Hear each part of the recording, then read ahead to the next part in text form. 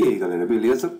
Então, você já se perguntou por que alguns gases, como por exemplo o vapor d'água e o CO2, são gases estufa, e outros gases como por exemplo o oxigênio e o nitrogênio não são? A resposta a essa pergunta e outras na aula de hoje.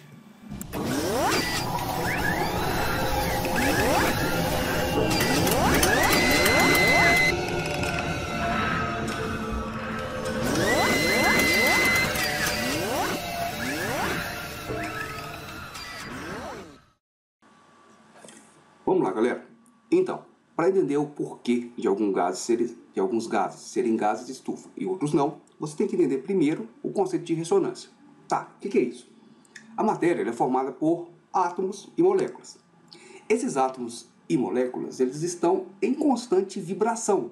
Isso é um processo natural, tá? A matéria não está, de maneira alguma, parada, os átomos e moléculas parados.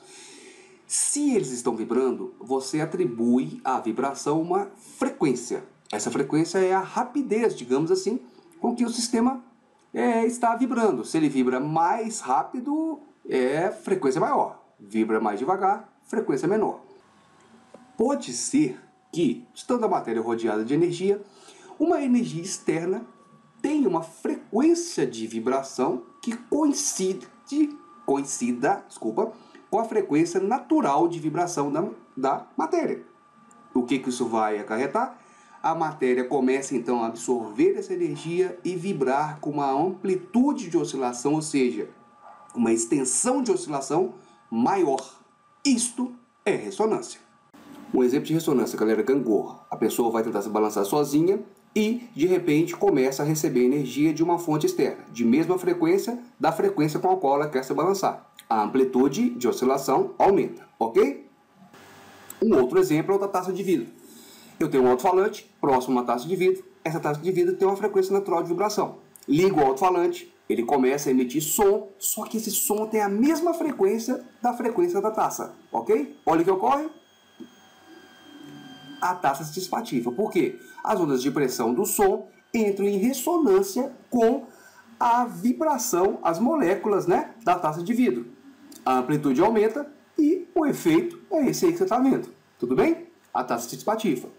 Por quê? Não há espaço intermolecular para essa amplitude aumentar. Tudo bem? Por último, um exemplo de um erro de engenharia no qual uma ponte tinha uma frequência natural de vibração e entrou em ressonância com o vento, que é a oscilação forçada. Olha o que aconteceu, galera. A amplitude aumentou tanto que a ponte colapsou. Tudo bem?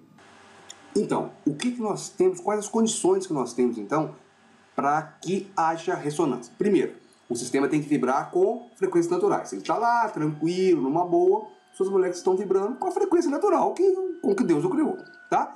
Aí, de repente, vem uma fonte externa de energia de mesma frequência que a frequência natural do sistema. O que acontece? Esse sistema começa a receber essa energia e vibrar. Uma vibração agora forçada, porque ele tem uma vibração natural, ele capta essa energia, começa a vibrar com uma amplitude cada vez maior e temos o aumento da amplitude de oscilação. Tudo bem até aí? Bom, galera, então depois de a gente ter visto aí, o conceito de ressonância, vamos ver o conceito de efeito estufa, tudo bem? O efeito estufa, primeiro, é um efeito natural. O efeito natural, a Terra precisa desse efeito para a manutenção de uma temperatura média bacana para a galera aqui, ou seja, nós vivermos. Então, a manutenção da temperatura média na Terra é feita através do efeito estufa. O problema, só para deixar claro, é o seguinte: o efeito estufa não é um problema. O problema é a sua intensificação através de gases poluentes, tudo bem? Como, por exemplo, o gás carbônico e o metano. Para entender o efeito estufa, galera, vamos imaginar um ônibus parado sob a luz do sol, ok? Com os vidros fechados, beleza? O que vai ocorrer? A luz solar atravessa o vidro, é absorvida pelo material dentro do ônibus e transformada em ondas de calor, que é o infravermelho. Esse infravermelho não consegue atravessar o vidro de volta, fica aprisionado e vai aumentar a temperatura interna, ok? E como é que isso ocorre na Terra? Vamos lá? Troque o vidro pelos gases. Que gases? Os gases de estufa. Então, a luz solar, nesse caso, consegue atravessar os gases de estufa, é absorvida pela superfície da Terra e transformada em ondas de calor, tudo bem? Essas ondas de calor não conseguem atravessar a atmosfera de volta para o espaço e ficam retidas dentro da baixa atmosfera, aumentando a temperatura do ar, beleza?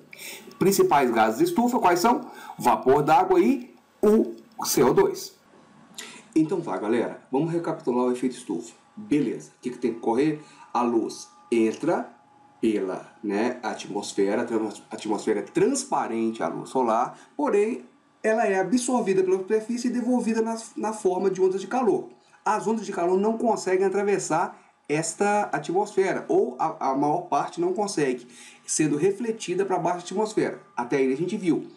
O que está por trás disso? Por que essa luz bate e volta? O que tem por trás dessa reflexão aqui? Ok? Porque a atmosfera, até então, ela é transparente para a luz solar e é opaca para os raios infravermelhos. Tudo bem? E o que está por trás disso aí? É o que a gente vai ver agora.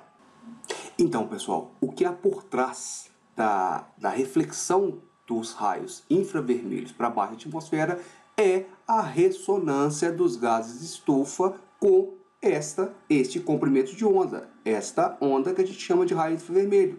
É isso.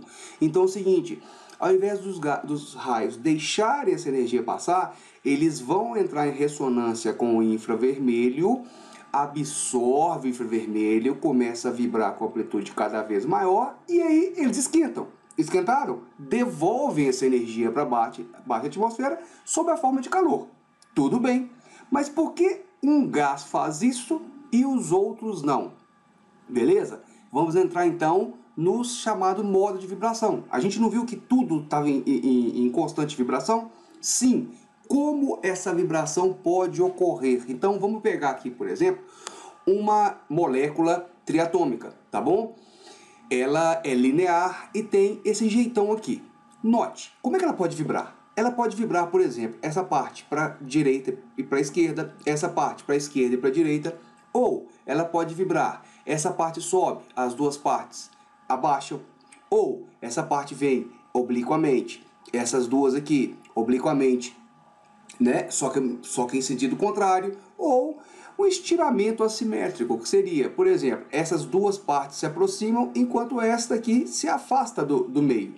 O que você percebe? Há várias formas dessa molécula triatômica vibrar. Então, ela vibra? Sim, mas como ela vibra? Ela vibra sobre várias formas possíveis. Beleza até aí? Então, vamos continuar. Primeira coisa que você tem que saber por que os gases entram em ressonância com o infravermelho, absorvendo esse infravermelho e depois o devolvendo para baixa atmosfera. Por que que isso acontece com certo gás e com outros não? Primeira coisa, modo de vibração. Se eu sou triatômico aqui, eu tenho várias formas de vibrar.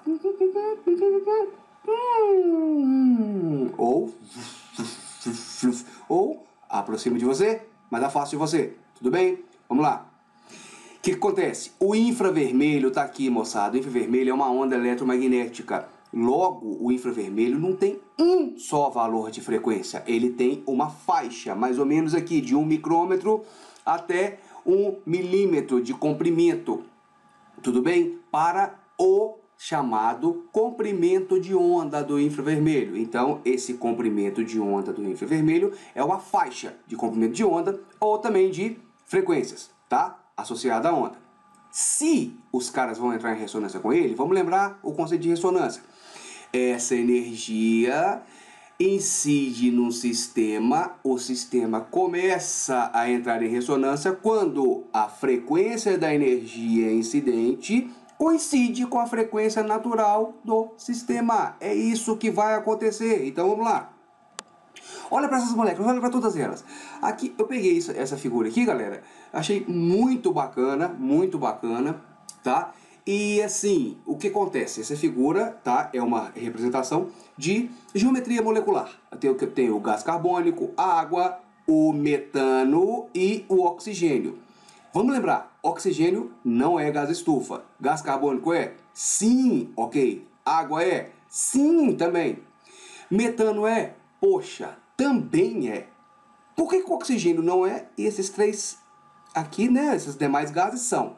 Galera, o motivo é a geometria molecular. O oxigênio, tá? Ele é diatômico e a geometria dele só permite que ele vibre com uma faixa de frequência. O que é? Essas moléculas aqui, ó, tá? Ora se aproximam, ora se afastam. Mas vamos para o gás carbônico. Lembra da figura anterior? Vamos lá? Opa, tá aqui. O estiramento simétrico, ele pode vibrar no estiramento simétrico, pode vibrar com dobramento, ou pode vibrar com estiramentos assimétricos. Mas para ter essa liberdade, esses graus de liberdade e de vibração, ele tem que ser pelo menos triatômico. E olha só, epa, o gás carbônico é... Então, qual a diferença do gás carbônico para o oxigênio? Esse cara tem mais modos de vibração do que o oxigênio. E a água? Opa, olha só, a água também é trigonal, cara. Tá, desculpa, a água é triatômica e a estrutura é triangular, né? Nesse caso aqui, o que acontece com a água? Ela tem também vários modos de vibração. Pode vibrar esse pedaço, pode tudo dobrar, pode tudo girar. Enquanto que o oxigênio, tadinho, só pode vibrar, aproxima, afasta, tá? O metano, poxa, ele é poliatômico. Nesse caso aqui, o metano tem mais modos de vibração ainda do que a água e o gás carbônico. Ou seja, esses caras aqui têm vários modos de vibração, várias frequências naturais. O oxigênio só tem uma. E agora, o que a gente faz com essa informação para matar o efeito estufa? O gás entra em ressonância com o infravermelho que vem da superfície. Aí esse gás começa a vibrar com amplitude maior e devolve esse infravermelho. Ele devolve por ressonância. O oxigênio não, mas os outros três sim. E por que isso acontece? Vamos lá? Pronto, galera, pronto para correr pro abraço. Agora você vai entender por que um certo gás é gás estufa e o outro não. Beleza? Então, o que determina se um gás será ou não um gás estufa? Por tudo o que a gente viu. Moçada, é a sua capacidade de possuir vários modos de vibração. E quem que determina isso?